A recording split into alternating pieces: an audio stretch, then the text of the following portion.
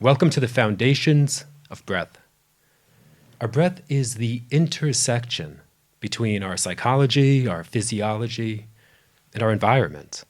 And learning how to navigate that intersection is the skill of the century, especially as stress rates, anxiety rates, rates of exhaustion and overstimulation are skyrocketing.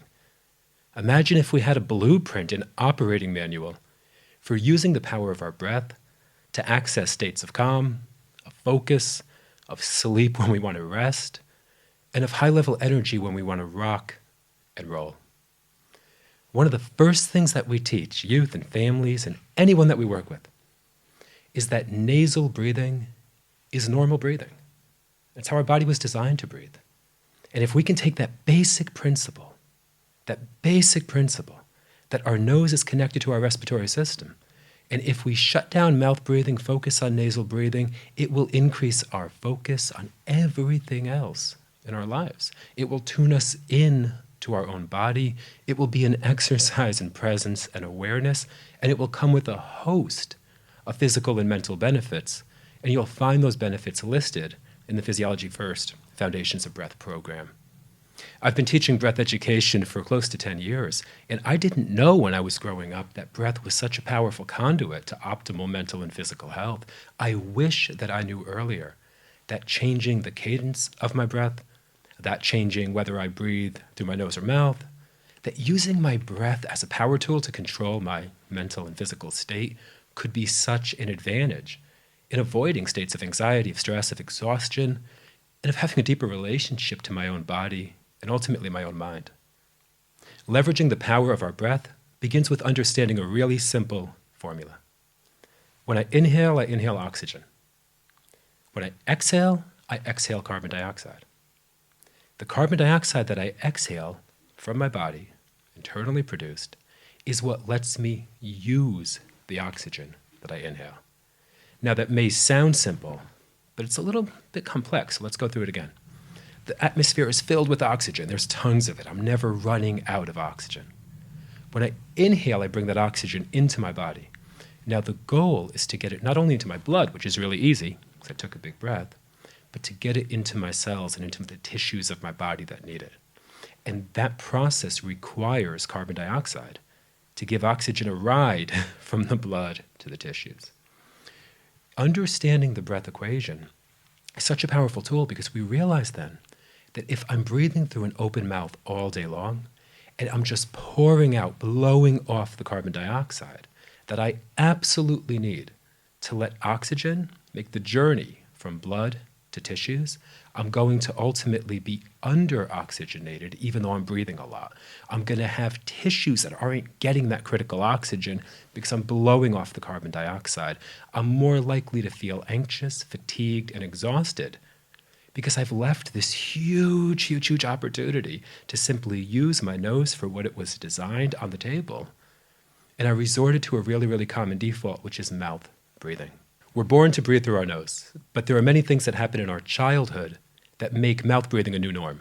Let's say that I have allergies. Let's say that my nasal pathways get stuffed up. I have to get an oxygen somehow.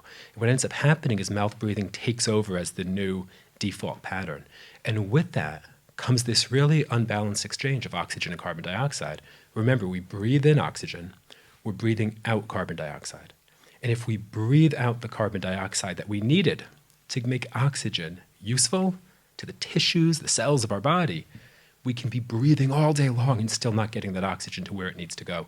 Carbon dioxide is the vessel, it is the transport mechanism that takes that oxygen from our blood to our tissues. And that's worth repeating, because it sounds simple on the face of it, but it really does require understanding a little bit about the complexity of our respiratory physiology.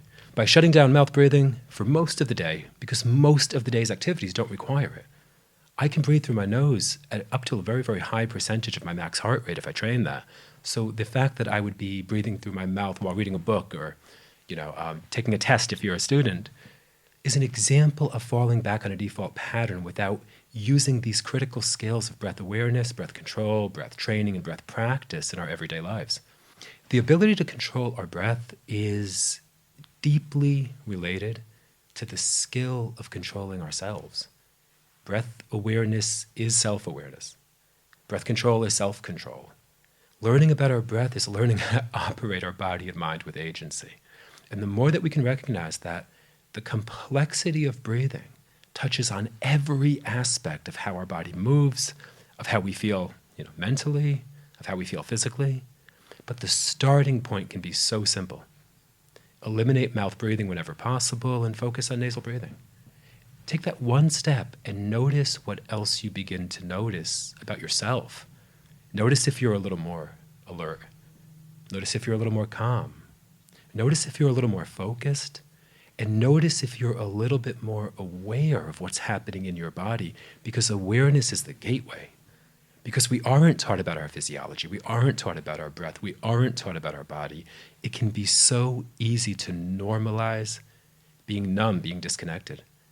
And focusing on nasal breathing can be a portal to experiencing the power of our own body, sometimes for the first time. So take away these 3 critical lessons from the Foundations of Breath module, and you're going to find tons of breathing exercises, breath education, and opportunities to build a stronger relationship to our breath throughout the Physiology First program. Key takeaways. Number 1, nasal breathing 90% of the time. You're going to find that there are a few instances in the course of a day that we actually are working hard enough that we have to resort to mouth breathing unless we just haven't trained our nasal pathways and our ability to take in oxygen through our nose. So 90% nasal. 2, breathe light. Breathe light. Learn to sip air. There are a few times in a day that we have to huff and puff, and it comes at a cost. It comes at a cost to our mental acuity, to our physical energy levels. Breathe light. Breathe through the nose. Those 2 simple steps make such an impact in how we feel and how we perform. Takeaway number 3, breathe how you want to feel. I was working with a 14-year-old once, and I said, why don't you breathe the way that you want to feel?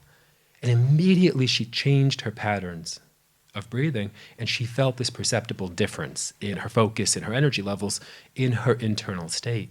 And because she felt it, she was curious now to learn more. And then from that foundation of feeling, we can teach the science of how oxygen and CO2 work, how breathing biomechanics affect the way that we move.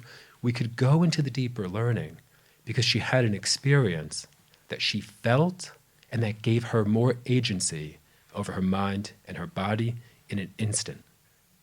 So without diving any deeper into the mechanics of breathing, breathe how you want to feel. Do you want to feel revved up? Do you want to feel like you're ready to rock and roll? Do you feel like you want to take on the day? Do you feel like you need to unwind, go to sleep, put yourself to bed? Do you feel like you need to control your mind in a world where everything is competing for our attention? Use your breath as the power tool that it is, and breathe how you want to feel. I hope that you enjoyed the Foundations of Breath series from Physiology First, and that it helps you build a deeper relationship to your mind, to your body, and to the power of your physiology.